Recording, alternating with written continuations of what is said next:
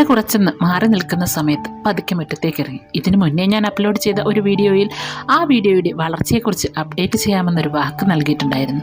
ആ വീഡിയോ കാണാത്തവർ ആരെങ്കിലും ഉണ്ടെങ്കിൽ ഒന്ന് പോയി കണ്ടേക്കണം കേട്ടോ. സ്പൈറൽ ജിഞ്ചർ ഒരു മാവിൻ്റെ ചുവട്ടിലായിട്ട് ഭംഗിയിൽ നട്ടിട്ടുണ്ടായിരുന്നു. ഇന്നിപ്പോൾ അത് മഴയൊക്കെ ഏറ്റ് വളരെ ഭംഗിയും ഹെൽത്തിയുമായി വളർന്നിട്ടുണ്ട്.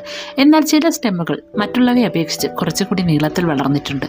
അതിനെ നമുക്കിതുപോലെ കട്ട് ചെയ്തെടുത്തതിന് ശേഷം കളയാതെ എവിടെയൊക്കെയാണോ നമ്മുടെ സ്പൈറൽ ജിഞ്ചർ ഇല്ലാത്തത് ആ ഭാഗം നോക്കി കുഞ്ഞി കുഴിയുണ്ടാക്കി ആ കട്ട് ചെയ്ത സ്റ്റെം കട്ടി നമുക്ക് അവിടെയായിട്ട് നട്ടുകൊടുക്കാം. സ്പൈറൽ ജിഞ്ചറിനോടൊപ്പം നമ്മൾ വാട്ടർമെലൺ ബിഗോണിയ കൂടി ഗ്രൗണ്ട് കവറായി നട്ടിട്ടുണ്ടായിരുന്നു. അതും ഇപ്പോൾ നല്ല ഭംഗിയിൽ തലപൊക്കി തുടങ്ങിയിട്ടുണ്ട്. അപ്പോൾ അതിൻ്റെ എഡ്ജ് ഭാഗം നോക്കി നമ്മൾ മുറിച്ചെടുത്തതിന് ശേഷം ഈ വാട്ടർമെലൺ ബിഗോണിയ ഇല്ലാത്ത സ്ഥലങ്ങൾ നോക്കി പതുക്കെ കുത്തി കൊടുക്കുക. അത് നല്ല ഭംഗിയിൽ ഫുള്ളായി കവറായി വന്നോളും.